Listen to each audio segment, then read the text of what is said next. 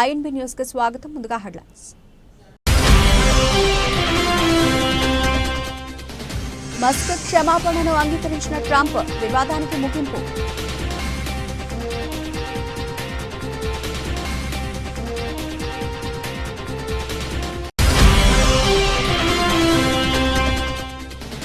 ఇరవై 24 గంటల్లో 117 కొత్త కేసులు నమోదు, 3 మరణాలు.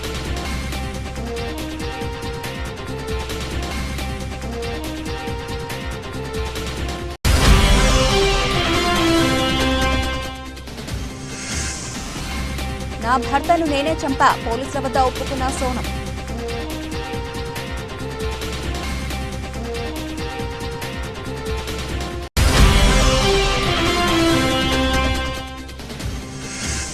సీఎం రేవంత్ రెడ్డికి గవర్నమెంట్ నడపడం చేత కాదు, మీడియాతో party working president KTR.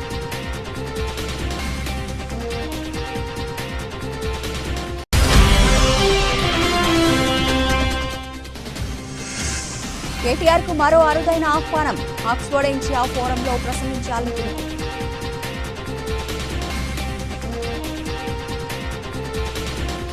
America అధ్యక్షుడు డొనాల్డ్ ట్రంప్, టెక్ దిగ్గజం ఎలాన్ మస్క్ మధ్య కొద్ది రోజులుగా నడుస్తున్న మాటల యుద్ధానికి తెరపడింది.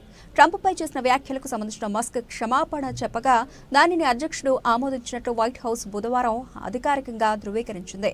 ఈ పరిణామంతో ఇరు ప్రముఖుల మధ్య నెలకొన్న ఉద్రిక్తతలు తగ్గుముఖం పట్టినట్టయింది. ఎలాన్ మస్క్ ఇటీవల అధ్యక్షుడు ట్రంప్ ప్రతిపాదించిన బిగ్ బ్యూటిఫుల్ బిల్ అనే వ్యయ కార్యక్రమంపై తన ఎక్స్ ప్లాట్ఫామ్లో తీవ్ర విమర్శలు గుప్పించారు. ఈ బిల్లును నిధుల దుర్వినియోగంతో కూడిన కాంగ్రెస్ వ్యయ బిల్లు అని అసహ్యకరమైనది అని అభివర్ణిస్తూ దానికి మద్దతు తెలిపిన వారిని కూడా తప్పుబట్టారు. ఈ ఆన్లైన్ విమర్శలపై ట్రంప్ తీవ్రంగా స్పందించారు. తన అధికార బృందంలో మస్క్కు అంత ప్రాధాన్యత లేదని వ్యాఖ్యానించడమే కాకుండా వివాదం ముదరడంతో మస్క్ కంపెనీలకు ఇచ్చే ఫెడరల్ కాంట్రాక్టులను నిలిపివేస్తామని కూడా హెచ్చరించారు. వారం రోజుల పాటు తీవ్ర వాదోపవాదాలు, ప్రజల నుంచి విమర్శలు వెలువెత్తడంతో నిన్న తెల్లవారుజామున మస్క్ ఒక సందేశాన్ని పోస్టు చేశారు. ట్రంప్పై తాను చేసిన కొన్ని వ్యాఖ్యలు హద్దుమీరాయని అంగీకరిస్తూ అందుకు విచారం వ్యక్తం చేశారు. మస్క్ పశ్చాత్తాపంపై ట్రంప్ న్యూయార్క్ పోస్టుతో మాట్లాడుతూ, ఆయన అలా చేయడం చాలా మంచిదని నేను భావించాను.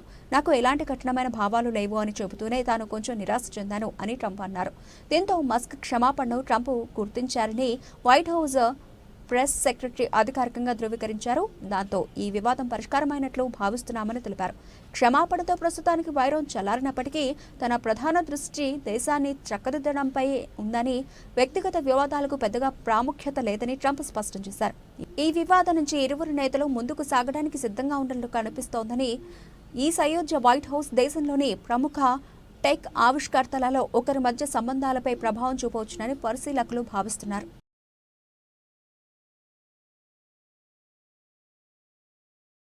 దేశంలో కరోనా వైరస్ వ్యాప్తి కొనసాగుతోంది. గత 24 గంటల్లో 117 మందికి పాజిటివ్గా తేలింది. దీంతో దేశంలో క్రియాశీల కేసుల సంఖ్య 7,154కి ఎగబాకింది. కేంద్ర ఆరోగ్య మంత్రిత్వ శాఖ డేటా ప్రకారం health ministry of India Kerala రాష్ట్రంలో అత్యధికంగా 2,165 కేసులు యాక్టివ్గా ఉన్నాయి. ఆ తర్వాత గుజరాత్లో 1,281 కేసులు, పశ్చిమ బెంగాల్లో 747, ఢిల్లీలో 731, మహారాష్ట్రలో 615 కేసులు, కర్ణాటకలో 467, ఉత్తరప్రదేశ్లో 231 కేసులు యాక్టివ్గా ఉన్నాయి. గత 24 గంటల్లో 3 మరణాలు సంభవించాయి. మహారాష్ట్రలో 2, మధ్యప్రదేశ్లో 1 మరణించారు. దీంతో ఈ ఏడాది ఇప్పటి వరకు కరోనా కారణంగా మరణించిన వారి సంఖ్య 77కి ఎగబాకింది. ఇక ఇప్పటి వరకు 9,556 మంది కరోనా నుంచి కోలుకున్నారు. హనీమూన్ హత్య కేసులో నిందితురాలు సోనం పోలీసుల విచారణలో నేరాన్ని అంగీకరించినట్లు సమాచారం. భర్త రాజా రఘువంశీ హత్యలో తన ప్రమేయం ఉందని సోనం ఒప్పుకున్నట్లు ఓ పోలీసు అధికారి వెల్లడించారు. షిల్లాంగ్లో ట్రెక్కింగ్కు వెళ్లినప్పుడు సోనం పథకం ప్రకారమే వెనుకబడిపోయిందని, రాజా రఘువంశీ కోసం కొండపైకి అప్పటికి కాపు కాసి ఉన్న మిగతా 3 నిందితులు అతని కత్తితో పొడిచి చంపేశారని వివరించారు. హత్యకు ముందు సోనం అతన్ని చంపేయండి అంటూ నిందితులను ప్రోత్సహించిందని పేర్కొన్నారు. రఘువంశీతో పెళ్లి సోనంకు ఇష్టం లేదని, ఆమెకు అప్పటికే రాజ్ కుష్వాహాతో ప్రేమలో ఉందని వివరించారు. ఈ కేసులో సోనంతో పాటు మిగతా నిందితులను బుధవారం పోలీసులు షిల్లాంగ్ తీసుకెళ్లారు. కాగా షిల్లాంగ్ కోర్టు సోనం మిగతా నిందితులకు 8 రోజుల పోలీసు కస్టడీ విధించింది. మరోవైపు సోనమే హత్యకు కుట్ర పనిందని ఆమె సోదరుడు గోవింద్ తెలిసి చెప్పారు. గోవింద్ బుధవారం రాజా రఘువంశీ కుటుంబ సభ్యులను కలిసి ఓదార్చాడు. న్యాయ పోరాటంలో వారికి అండగా ఉంటానన్నాడు. సోనంకు రాజా రఘువంశీతో పెళ్లి ఇష్టం లేదని, రాజ్ కుష్వాహాను పెళ్లి చేసుకుంటానని ఆమె ముందే తన తల్లితో చెప్పిందని, అందుకు తల్లి ఒప్పుకోలేదని రాజా రఘువంశీ సోదరుడు విపిన్ ఆరోపించాడు. అప్పుడే సోనం ఇష్టం లేని పెళ్లి చేస్తే ఏం జరుగుతుందో చూడు అంటూ తల్లిని హెచ్చరించిందన్నారు. ఈ విషయాన్ని సోనం సోదరుడు గోవిందే తనకు చెప్పాడని పేర్కొన్నాడు.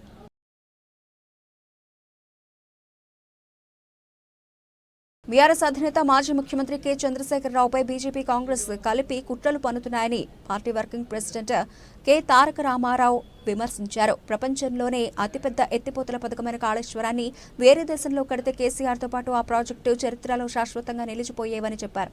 కానీ మన దేశంలో మాత్రం బీజేపీ కాంగ్రెస్ పార్టీల కుసంస్కారం, కుట్రపూరిత రాజకీయాల్లో ప్రాజెక్టు పావుగా మారడమే విషాదకరమని ఆవేదన వ్యక్తం చేశారు. కాళేశ్వరం అంటే అనేక బ్యారేజీలు, రిజర్వాయర్లు, పంప్ హౌస్లు, వేల కిలోమీటర్ల గ్రావిటీ కెనాల్స్ అని ఇందులోని ఒక్క మేడిగడ్డ బ్యారేజ్లో 85 పిల్లర్లలో 2 పిల్లర్లు డ్యామేజ్ అయితే ఇంత హంగామా చేస్తున్నారని మండిపడ్డారు. కక్ష సాధింపు, రాజకీయ వేధింపులు తప్ప ఇందులో ఏమీ లేదని కమిషన్ విచారణలో నిజానిజాలు బయటకు వస్తాయని ధీమా వ్యక్తం చేశారు. కేసీఆర్ తెలంగాణ చరిత్ర అని ఆయనను పిలిచి ఇరిగేషన్ గురించి మాట్లాడమంటే హనుమంతుడి ముందు కుప్పిగంతులు వేయడమేనని ఎద్దేవా చేశారు. రేవంత్ రెడ్డి లాంటి వ్యక్తికి 100 జన్మలెత్తిన కేసీఆర్ గొప్పతనం అర్థం కాదని విమర్శించారు. రేవంత్ రెడ్డికి ప్రభుత్వాన్ని నడపడం చేత కావడం లేదని విమర్శించారు. కాళేశ్వరం కమిషన్ విచారణకు బుధవారం కేసీఆర్ హాజరైన నేపథ్యంలో బీఆర్కే భవన ఎదుట కేటీఆర్ మీడియాతో మాట్లాడుతూ కాళేశ్వరం అంటే 3 బరాజ్లు, 15 రిజర్వాయర్లు, 19 సబ్స్టేషన్లు, 21 పంప్ హౌస్లు, 203 కిలోమీటర్ల సొరంగాలు, 1531 కిలోమీటర్ల గ్రావిటీ కెనాల్స్, 98 కిలోమీటర్ల ప్రెషర్ మైన్స్, 141 టీఎంసీల స్టోరేజ్ కెపాసిటీ, 530 మీటర్ల ఎత్తుకు లిఫ్ట్లు, 240 టీఎంసీల నీటి వినియోగం అని వివరించారు. ఇందులో ఒకటి మేడిగడ్డ బ్యారేజీ అని, అందులోని 85 పిల్లర్లలో 2 పిల్లర్లకు డ్యామేజ్ జరిగిందని చెప్పారు. మేడిగడ్డ బ్యారేజీలో 2 పిల్లర్లు కుంగడం వెనుక కూడా కాంగ్రెస్ కుట్ర ఉన్నట్లుగా తమకు అనుమానం ఉన్నదని ఆరోపించారు. రేవంత్ రెడ్డి వాళ్ళ మామ దగ్గర కూర్చుంటే మంచిది. పిల్లనిచ్చిన మామ దగ్గర రేవంత్ రెడ్డి 5 నిమిషాలు కూర్చొని బుద్ధి జ్ఞానం తెచ్చుకుంటే మంచిది. సూదిని పద్మారెడ్డి గారు, గీత గారి తండ్రి వారు చెప్పినారు, కాళేశ్వరం 1,00,000 కోట్లు మునిగిందంటే అది తప్పది, అలవాటు అయిపోయింది. 1,00,000 కోట్లు కుంభకోణం అనే కాడికి వచ్చారు. 1,00,000 కోట్ల ప్రాజెక్టు 94,000 కోట్లు ఖర్చు అయితే 1,00,000 కోట్ల కుంభకోణం ఎట్లయితుంది? 94,000 కోట్లు ఖర్చు అయితే 1,00,000 కోట్ల కుంభకోణం ఎట్లయితుంది? ఇవన్నీ కూడా వాస్తవాలకు విరుద్ధంగా కలగా పొలగంగా చేసి మాట్లాడుతుంటారు. 94,000 కోట్ల ఖర్చైన ప్రాజెక్టులో 1,00,000 కోట్ల అవినీతి అనేది ఒక తెలివి తక్కువ అంటున్నాడు. మరి ఆ తెలివి తక్కువ ఆయన అల్లుడు, మా కర్మగాలి. ఆ తెలివి తక్కువ ఇలా రాష్ట్రానికి ముఖ్యమంత్రి. కాబట్టి మేము అనేది ఏంటంటే రేవంత్ రెడ్డి గారు ముందు పోయి వాళ్ళ మామగారి దగ్గర కూర్చో. హుస్నాబాద్ నియోజకవర్గం రేగొండ గ్రామంలో గతంలో మూతబడిన ప్రభుత్వ ప్రాథమికోన్నత పాఠశాల తిరిగి పునఃప్రారంభించిన మంత్రి పొన్నం ప్రభాకర్.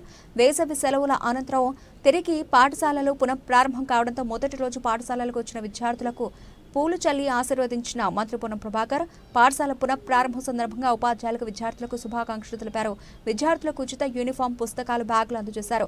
ఏ గ్రామంలో అయినా ప్రభుత్వ పాఠశాలలో ఇబ్బందులు ఉంటే ఆ గ్రామ పెద్ద మనుషులు ప్రైవేటు స్కూలు బస్సులో ఆ గ్రామానికి రాకుండా ఆ ఊరు పిల్లలు ప్రభుత్వ పాఠశాలలోనే చదివించాలి. అందుకు గ్రామస్తులు కృషి చేయాలని పేర్కొన్నారు.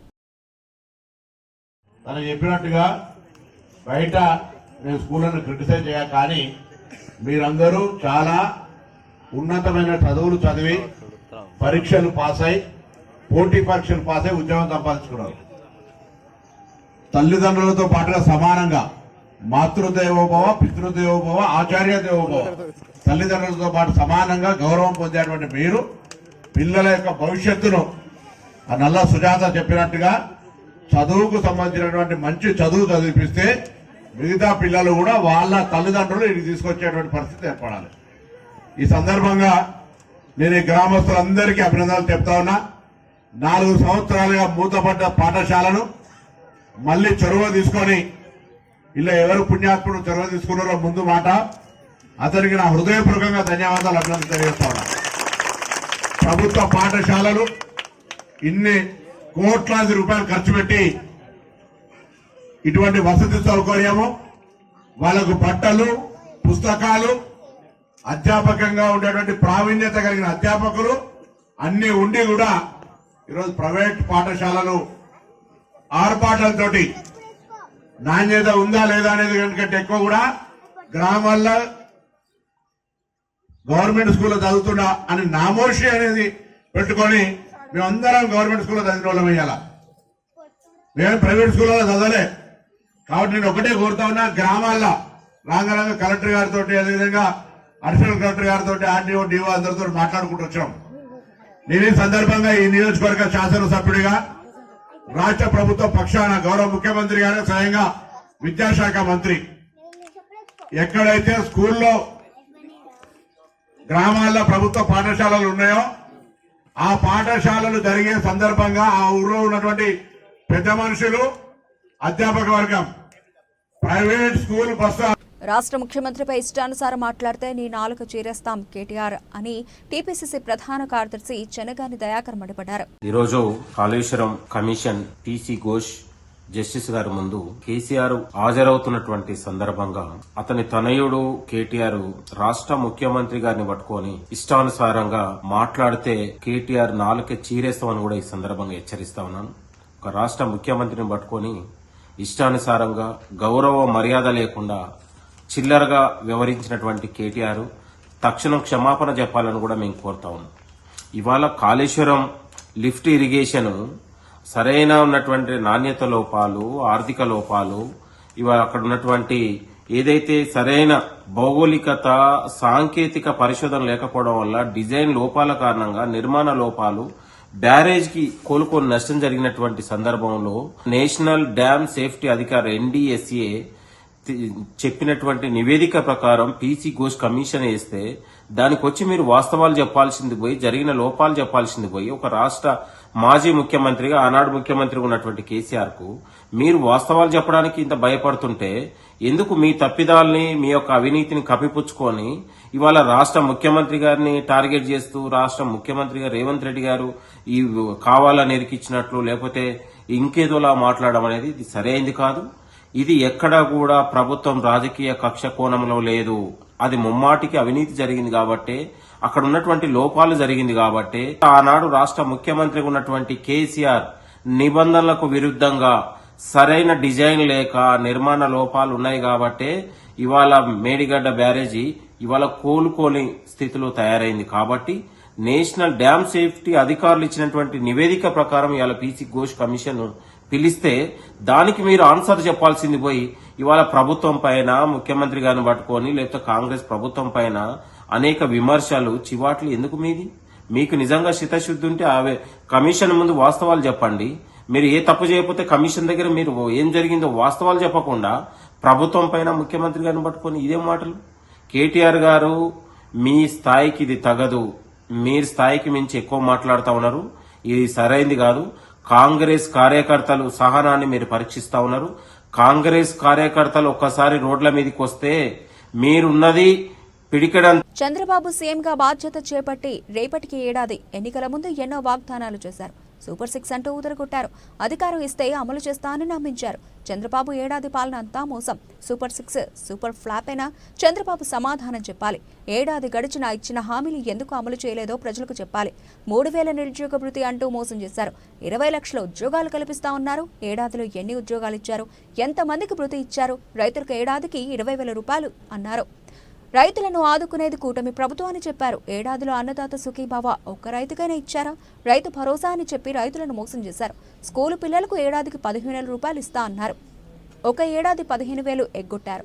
ఇప్పుడు పాఠశాలలు ప్రారంభమైనా ఇంకా ఇవ్వలేదు. ఇంట్లో ఎంతమంది ఉంటే అన్ని 15,000 ఇచ్చే హామీ ఏమైందని ఏపీసీసీ చీఫ్ వైఎస్ షర్మిలారెడ్డి మాట్లాడారు. రేపు చంద్రబాబు గారు సంవత్సరం రోజులు గవర్నమెంట్ ఫామ్ అయి సంవత్సరం రోజులు పూర్తి చేసుకోబోతున్నారు చంద్రబాబు గారు. చంద్రబాబు గారిని సూటిగా ప్రశ్నిస్తున్నా. చంద్రబాబు గారు, మీరు ముఖ్యమంత్రి కావడానికి ఎన్నో వాగ్దానాలు చేశారు. మేనిఫెస్టోలో ఎన్నో అంశాలను పెట్టారు. సూపర్ 6 మరి ముఖ్యంగా ప్రతి సభలోనూ ఊదరగొట్టారు. సూపర్ 6 నేను అమలు చేస్తానని ప్రజలందరినీ నమ్మబలికించారు. మరి ఈరోజు సంవత్సరం రోజులు అయిపోయింది. సూపర్ 6 ఏమైంది చంద్రబాబు గారు అని కాంగ్రెస్ పార్టీ ప్రశ్నిస్తుంది. సూపర్ 6 సూపర్ ఫ్లాపేనా? సూపర్ 6 సూపర్ ఫ్లాపేనా? చంద్రబాబు గారు సమాధానం చెప్పాల్సిన అవసరం ఉంది. సంవత్సరం రోజులు అయిపోయింది. మీరు వాగ్దానం చేశారు. సంవత్సరం రోజులు దాటిపోయింది. అంటే మీకు ఈ వాగ్దానాలు నిలబెట్టుకునే ఉద్దేశం ఉందా లేదా? ఏదైనా వాగ్దానాలు చేసి అధికారంలోకి వస్తే అధికారంలోకి వచ్చిన వెంటనే ఆ వాగ్దానాన్ని నిలబెట్టుకుంటారు అని ప్రజలు అనుకుంటారా? లేకపోతే ఇలా కాలయాపన చేసుకుంటూ ఆఖరి సంవత్సరంలోనో లేకపోతే మళ్ళీ ఎలక్షన్లకు పోకముందో మీరు వాగ్దానాలు నిలబెట్టుకునే ఉద్దేశం మీకేమైనా ఉందా? ప్రజలకు సమాధానం చెప్పాల్సిన అవసరం ఉంది. సూపర్ 6 లో భాగంగా చంద్రబాబు గారు మరి ముఖ్యంగా రైతులకి ప్రతి ఏడాది 20,000 రూపాయలు ప్రతి రైతుకి ఇస్తానన్నాడు. ఇప్పటికి 54 లక్షల రైతు కుటుంబాలు ఎదురు చూస్తూనే ఉన్నాయి. ఇంతవరకు రైతులకు ఇచ్చింది లేదు చంద్రబాబు గారు. రైతులను మోసమే చేశారు సంవత్సర కాలం పాటు రైతు భరోసా పథకం కింద. అంతేకాదు తల్లికి వందనం అనే పథకం ప్రతి బిడ్డకు 15,000 రూపాయలు ఇస్తానన్నాడు చంద్రబాబు గారు. ఎంతమంది బిడ్డలుంటే అంతమందికి ఇస్తానన్నాడు చంద్రబాబు గారు. ఒకరుంటే ఒకరికి, ఇద్దరుంటే ఇద్దరికి, ముగ్గురుంటే ముగ్గురికి, నలుగురుంటే ఏకంగా 60,000 రూపాయలు ఇస్తానన్నాడు చంద్రబాబు గారు. ఇది నేను చెప్తున్న మాట కాదు, చంద్రబాబు గారు ఎన్నికల సమయంలో ఆయన మాట్లాడిన మాటలు ఇవి. రాష్ట్ర దేశ ప్రగతిలో కీలక పాత్ర పోషిస్తున్న 51,868 మంది విద్యుత్ ఉద్యోగులకు ₹1 కోటి ప్రమాద బీమా పథకం రాష్ట్ర చరిత్రలో చిరస్థాయిగా నిలిచే కార్యక్రమమని డిప్యూటీ సీఎం మల్లు భట్టి విక్రమార్క అన్నారు. మంగళవారం హైదరాబాద్లోని ప్రజాభవన్లో విద్యుత్ ఉద్యోగులకు ₹1 కోటి ప్రమాద బీమాపై బ్యాంకర్లతో ఒప్పందం చేసుకున్నారు. అనంతరం ఏర్పాటు చేసిన సభలో భట్టి ప్రసంగించారు. రాష్ట్ర ప్రజల కోసం పనిచేసే ప్రధాన సంస్థల్లో ఒకటైన విద్యుత్ సంస్థ సిబ్బంది కుటుంబాల కోసం ప్రమాద బీమా పథకం తీసుకురావడం వ్యక్తిగతంగా తనకు తృప్తినిచ్చిందని తెలిపారు. విద్యుత్ శాఖ ఉద్యోగులు ప్రాణాలు అడ్డుపెట్టి విధులు నిర్వహిస్తారని కొనియాడారు. రాష్ట్ర జీడీపీ పెరుగుదలకు ఈ శాఖ ఇంధనంగా ఉపయోగపడుతున్నదన్నారు. ఉద్యోగుల హోదాలు వేరైనా వారి కుటుంబాల విషయంలో మాత్రం ఒకే రకమైన అనుబంధం, బాధ్యత ఉంటాయని గుర్తు చేశారు. ఇంటి పెద్దకు ఏదైనా ప్రమాదం జరిగితే ఆయా కుటుంబాలు తలకిందులవుతాయని, అలాంటి పరిస్థితి రావద్దని ఆకాంక్షించారు. అనుకోకుండా ఏదైనా ప్రమాదం జరిగితే ఆ కుటుంబాలను ఆదుకునేందుకు ఈ ప్రమాద బీమా పథకానికి శ్రీకారం చుట్టామని డిప్యూటీ సీఎం వివరించారు. Me as Deputy Chief Minister who is looking after Finance Ministry, I see the impact of your profession daily. Chartered accountants are not just crunching numbers, they are the architects of trust in financial systems.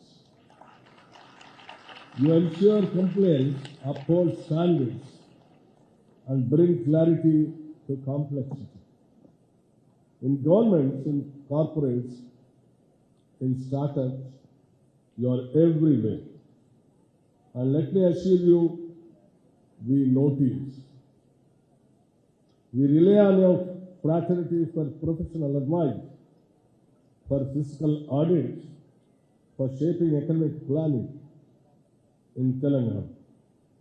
We are deeply committed to financial prudence, but we also aspire to be a future-ready state, and for that, we need future-ready CEs. Consistency will take you further than intensity. Focused effort each day will outpace bursts of panic just before exams.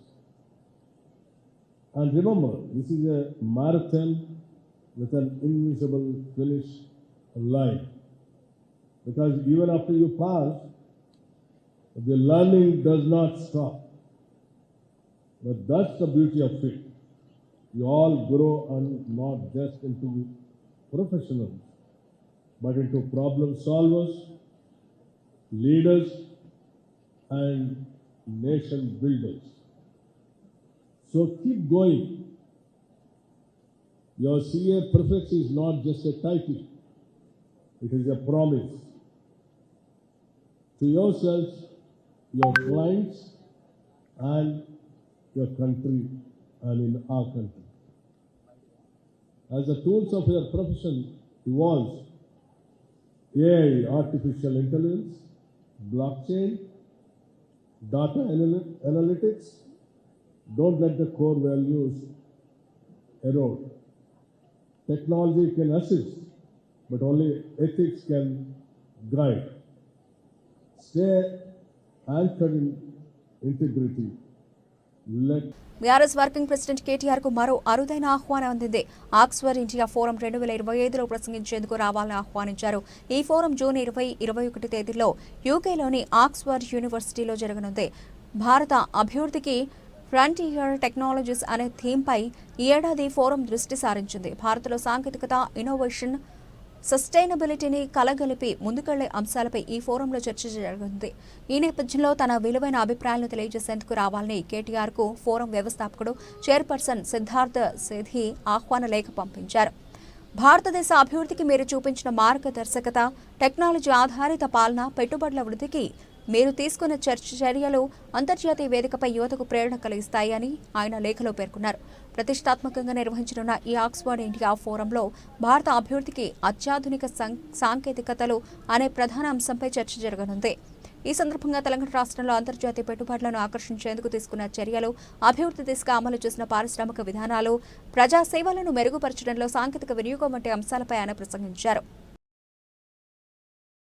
విదేశీ విద్య నేర్పిన సంస్కారం ఇదేనా కేటీఆర్ అని Aryavysya corporation chairperson కల్వ Sujatha మండిపడ్డారు. కేటీఆర్ కి దినాలు దగ్గబడ్డట్టున్నాయి.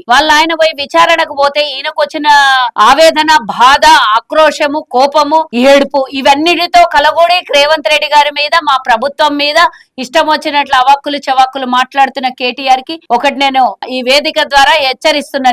నువ్వు రేవంత్ రెడ్డి గారిని చిల్లరగాడు, మా నెత్తిలో ఎండికని, మా నాన్న నెత్తిలో ఎండికలు మీకోలేడు అని అంటే, మీ నాయన నెత్తిలో ఎండికలు ఉన్నాయాలి, అది ఫస్ట్ చూసుకో. ఇంకా నేను చాలా అనాలి కానీ అనలేను నేను, ఎందుకంటే సభ్యత సంస్కారం ఉన్నోళ్ళం కాబట్టి అలాంటి పిచ్చి మాటలు వాగుడు నేను మాట్లాడదలుచుకోలేదు. కేటీఆర్ ఒకటి ఇంతకు ముందు నువ్వు ఒకసారి అన్నది గుర్తు చేసుకో. మాజీ ముఖ్యమంత్రి ఆయనను పట్టుకొని ఇష్టం వచ్చినట్లా మాట్లాడుతున్నాడు, ఆయనకు వయసు గౌరవం ఇయ్యాలి అని అన్నాడు. మరి ఈ రోజు నువ్వు పక్క రాష్ట్ర ముఖ్యమంత్రిని కూడా అదే విధంగా మాట్లాడినావు, ఆయన వయసును కూడా గౌరవం ఇయ్యాలనేది నేర్చుకో. నువ్వు నేను ఎవరిని పొగడమో ఇందులో ఎవరినో తక్కువ చేయడం కాదు, కనీస సభ్యత సంస్కారం లేనోడు ఇంకోటి సభ్యత సంస్కారం నేర్పిస్తారు. రేవంత్ రెడ్డి గారిని అనేంత స్థాయి నీకు ఎక్కడి నుంచి వచ్చింది అని అడుగుతున్నా. ఈ రోజు ఆయన ముఖ్యమంత్రి ఏం బీక్కోలేడు అని అన్నావు కదా రేవంత్ రెడ్డి గారు, ఏం బీక్కోగలిగిండో చూపించిండు కదా. 2023 నవంబర్ లో జరిగిన ఎన్నికలు డిసెంబర్ 3వ తారీఖున ఏం బీకగలడో చూపించిండు. రాష్ట్రాన్ని ఈరోజు ప్రజాపాలన చేస్తున్నాడు. మీనాయనలాగా ఫామ్ హౌస్ లో పండుకొని చెయ్యలేదు. ఆయన విచారణకు పోయి బయటకు వచ్చి ఆయన సమాధానం చెప్పక భయంతో పారిపోయిన మీనాయన నువ్వొచ్చి మీడియా ముంగల రేవంత్ రెడ్డికి ఎవరు భయపడలేదు అంటున్నావు. భయపడే కదా ఇవన్నీ మాటలు వస్తున్నాయి నీకు.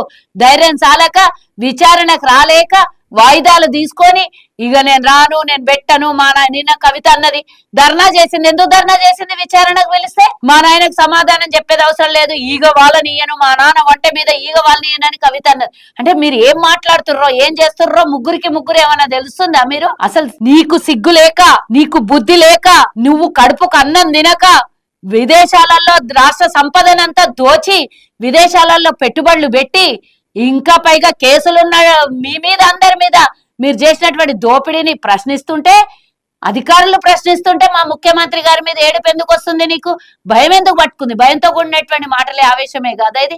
ఇంకోసారి రేవంత్ రెడ్డి గారిని ఇలాంటి పిచ్చి పిచ్చి మాటలు మాట్లాడి మా ప్రభుత్వాన్ని తిడతావు నువ్వు. ఎవరి ప్రభుత్వం అయినా ప్రభుత్వమే కదా. ఫస్ట్ ఆఫ్ ఆల్ ఇట్లాంటి వెధవల్ని యాక్షన్ తీసుకోవాలి వీళ్ళ మీద. నేను అధికారులకు కోరుతున్నా. ఎందుకంటే చిల్లర ప్రభుత్వం అంట, చిల్లర ప్రభుత్వం నీది. చిల్లర ఏరుకోవడానికి రాష్ట్రం ధనిక రాష్ట్రం, బాగా డబ్బులుంటే సెక్రటేరియట్ లో కూడా కింద ఖజానా దాచుకుంటే చిల్లర ఏరుకోవడానికి నువ్వు మీ అయ్యా మొత్తం చుట్టూ బ్యారిగేడ్లు పెట్టి చిల్లర ఏరుకున్నారు. రాష్ట్ర ప్రజలు పడేసిన భిక్షంతో బతికిన మీరు సోనియా గాంధీ. సిద్దిపేట జిల్లా అక్కనపేట మండల కేంద్రంలోని కేజీబీవీ నూతన పాఠశాల భవనాన్ని జిల్లా కలెక్టర్ మను చౌదరితో కలిసి మంత్రి పొన్నం ప్రభాకర్ ప్రారంభించారు. ఈ సందర్భంగా విద్యార్థులకు, ఉపాధ్యాయులకు శుభాకాంక్షలు తెలిపారు. అనంతరం అక్కనపేట మండలం గోవర్ధనగిరి గ్రామంలో ఇంద్రమయుల లబ్ధిదారు సింగపాక మల్లవ్వ ఇంటి నిర్మాణానికి భూమి పూజ చేశారు. ఇంద్రమయులు కట్టుకోవడానికి ఆర్థిక స్తోమత లేని వారికి మహిళా సంఘాల నుండి ₹1,00,000 రుణం అందజేయడం జరుగుతుందని మంత్రి తెలిపారు. ప్రతి ఇంద్రమయులకు 8 ట్రాక్టర్ల ఇసుక ఉచితంగా ఇవ్వబడుతుందని వెల్లడించారు. ప్రతి ఒక్కరూ ఇంద్రమయులు పనులు వెంటనే ప్రారంభించాలని కోరారు. ప్రభుత్వం ఇళ్లు లేని పేదలకు ఇంద్రమయులు ఇస్తుందని, గ్రామంలో ఉన్న పెద్దలు ఇంద్రమయులు నిర్మించుకునే వారికి సహకరించాలన్నారు. ఇప్పటికే నియోజకవర్గానికి 3,500 ఇంద్రమయులు వచ్చాయని, 2 నెలల్లో మరో 3,500 ఇంద్రమయులు వస్తాయన్నారు. 3,500 ఇళ్ల చొప్పున శాంక్షన్లు ఇచ్చింది. అదేవిధంగా వారు కట్టుకోవడానికి ఆర్థిక స్తోమత లేని వాళ్లకు మహిళా సంఘాల ద్వారా ₹1,00,000 అడ్వాన్స్ ఇచ్చి మళ్ళీ నిర్మాణం తర్వాత తీసుకుంటా ఉన్నారు.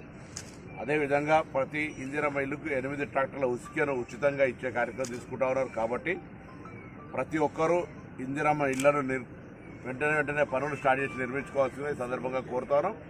ప్రభుత్వం ఇందిరమ్మ ఇండ్లను ఒక ప్రతిష్టాత్మకంగా తీసుకొని వాళ్ళందరికీ ఇల్లు లేని వాళ్ళందరికీ ఇల్లు కట్టించే కార్యక్రమం చేస్తున్న ఈ సందర్భంలో గ్రామాల్లో ఉన్నటువంటి అన్ని రకాల ప్రజాప్రతినిధులు ఆ గ్రామాల్లో ఉన్నటువంటి ఇందిరమ్మ ఇళ్ల నిర్మాణానికి సహకరించాలి. ఇందిరమ్మ ఇళ్ల నిర్మాణంకు అధికారుల యొక్క పాత్ర కూడా చాలా అవసరం కాబట్టి ఇల్లు కట్టించుడు పెళ్లి చేసి చూడనట్టుగా ఇళ్లకు సంబంధించిన విషయం లోపల ప్రతి ఒక్కరూ తమ వంతు సహకారాలు అందించాలని కోరుతాను. లబ్ధిదారులందరూ కూడా శుభాకాంక్షలు. తప్పకుండా 10 ఏళ్లల్లా డబుల్ బెడ్రూమ్ కొరకు ఎదురు చూసినారు. ఉదాహరణకు ఉస్మానాబాద్ నియోజకవర్గం తీసుకుంటే 400 ఇల్లు మాత్రమే మొత్తం 10 ఏళ్లల్లా. సో ఇప్పుడు నియోజకవర్గంలో 3500 ఈ సంవత్సరానికి వచ్చినాయి. మళ్ళీ నెక్స్ట్ 2 నెలల్లో మళ్ళీ నెక్స్ట్ ఇయర్ కూడా 3500 వస్తాయి. ఈ విధంగా ప్రతి ఒక్కరికి ఇల్లు లేని వాళ్ళకి ఇల్లు ఇవ్వాలనేటువంటి ఇందిరమ్మ పాలనలో ఈ కార్యక్రమాన్ని ప్రతి ఒక్కరు ఉపయోగించుకోవాలని ఈ సందర్భంగా కోరుతా ఉన్నాం. ముత్తడి ధరలు కొనుగోలుదారులకు షాక్ ఇచ్చాయి. ప్రపంచ మార్కెట్ల డిమాండ్ నేపథ్యంలో దేశ రాజధాని ఢిల్లీ నగరంలో పసిడి ధర భారీగా పెరిగింది. 24 క్యారెట్ల గోల్డ్పై 820 రూపాయలు పెరిగి తులానికి 98,490 రూపాయలకు చేరుకుంది. మరోవైపు 22 క్యారెట్ల గోల్డ్ ధర సైతం 750 రూపాయలు పెరిగి తులం ధర 98,000కు ఎగబాకింది. ఆభరణాల వ్యాపారులు స్టాకిస్టులు భారీగా పసిడిని కొనుగోలు చేయడంతో ధర పెరిగింది. మరోవైపు వెండి ధరలు స్థిరంగా కొనసాగుతున్నాయి. కిలో ధర 1.07 లక్షల రూపాయలు పలుకుతోంది. ఆల్ ఇండియా సరాఫా అసోసియేషన్ ధృవీకరించింది. అంతర్జాతీయ మార్కెట్లో స్పాట్ గోల్డ్ ఔన్స్కు $12.09 పెరిగి $3,334.69కు ఎగిసింది. ప్రపంచ మార్కెట్లో స్పాట్ వెండి 0.5% తగ్గి ఔన్స్కు 36.34కి చేరుకుంది. సుంకం అనిశ్చితిపై ఆందోళనలు బంగారానికి డిమాండ్ను పెంచాయని HDFC securities senior analyst Saumil Gandhi తెలిపారు. అమెరికా అధ్యక్షుడు డొనాల్డ్ ట్రంప్ సుంకాలను కొనసాగించడానికి ఫెడరల్ కోర్టు అనుమతిచ్చిన నేపథ్యంలో ఆందోళన వ్యక్తమవుతున్నాయి. కమోడిటీ మార్కెట్ నిపుణుల అభిప్రాయం ప్రకారం రష్యా ఉక్రెయిన్ యుద్ధం, మధ్యప్రాచ్యంలో పెరుగుతున్న ఘర్షణలతో భౌగోళిక రాజకీయ ఉద్రిక్తతలు బంగారం డిమాండ్ను పెంచుతున్నాయి. మార్కెట్లో నిపుణుల దృష్టి రాబోయే యుఎస్ వినియోగదారుల ధరల సూచిక డాటాపై ఉందని Kotak సెక్యూరిటీస్లోని commodity research AVP Kainat చైన్వాల్ పేర్కొన్నారు. ద్రవ్య విధాన దృక్పథంపై ఇండెక్స్ మరింత సమాచారాన్ని అందిస్తుందని తెలిపారు. ఇక హైదరాబాద్లో ధరలను పరిశీలిస్తే 22 క్యారెట్ల గోల్డ్ 90,200 రూపాయలు ఉండగా 24 క్యారెట్ల పసిడి 98,400 రూపాయలు పలుకుతోంది. ఇక వెండి కిలోకు 1.19 లక్షల రూపాయలుగా ఉంది. శంషాబాద్ హీరో నిఖిల్ నటిస్తున్న the India house cinema shooting లో ఘోర ప్రమాదం చోటు చేసుకుంది. సముద్రపు సీన్ కోసం ప్రత్యేకంగా ఏర్పాటు చేసిన భారీ వాటర్ ట్యాంకర్లు ఊహించని విధంగా పగిలిపోయాయి. ఈ కారణంతో షూటింగ్ లొకేషన్ మొత్తం ఒక్కసారిగా నీటితో ముంచెత్తిపోయింది. ఈ ప్రమాదంలో ఒక అసిస్టెంట్ కెమెరామెన్ కు తీవ్ర గాయాలు కాగా ఇతర సిబ్బంది కూడా స్వల్పంగా గాయపడ్డారని సమాచారం. ప్రమాదం శంషాబాద్ ప్రాంతంలో చోటు చేసుకుంది. పరికరాలు, కెమెరా సెట్స్ కి భారీ నష్టం జరిగినట్లు తెలిసింది. ప్రస్తుతం బాధితుడిని ఆసుపత్రికి తరలించి చికిత్స అందిస్తున్నారు. బులెటిన్ ముగించే ముందు హెడ్లైన్స్ మరోసారి. మస్క్ క్షమాపణను అంగీకరించిన ట్రంప్, వివాదానికి ముగింపు.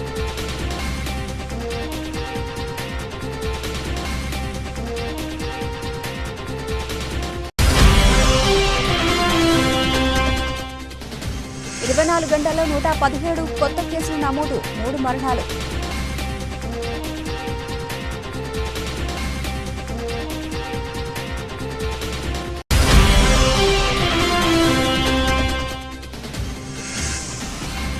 నా భర్తను నేనే చంపా, పోలీసుల వద్ద ఒప్పుకున్న సోనం.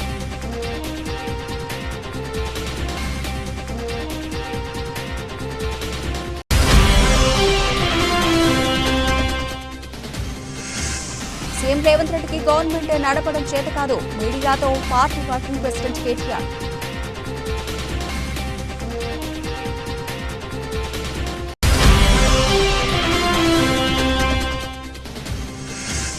కేటీఆర్ కు మరో అరుదైన ఆహ్వానం, ఆక్స్ఫర్డ్ ఇండియా ఫోరంలో ప్రసంగించాలని పిలుపు.